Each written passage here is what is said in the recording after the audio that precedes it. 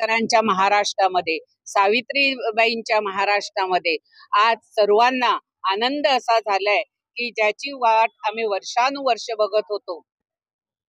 विधिमंडळामध्ये अनेक वेळा याच्यावरती चर्चा घडवून आणली, परंतु मराठी भाषेला अभिजात दर्जा मिळत नव्हता.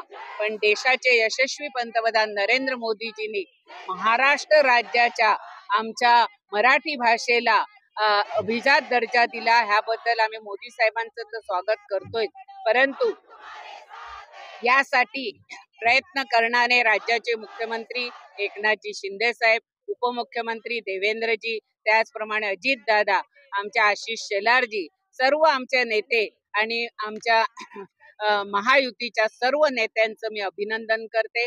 आणि खास करून केंद्र सरकारच्या मंत्रिमंडळातील सर्व मंत्र्यांनी जो एकमुखाने मराठी भाषेला अभिजात दर्जा देण्यासाठी मान्यता दिली, त्याबद्दल सर्व केंद्राच्या मंत्रिमंडळाचे आणि केंद्र सरकारचे मनपूर्वक आभार मानते. धन्यवाद.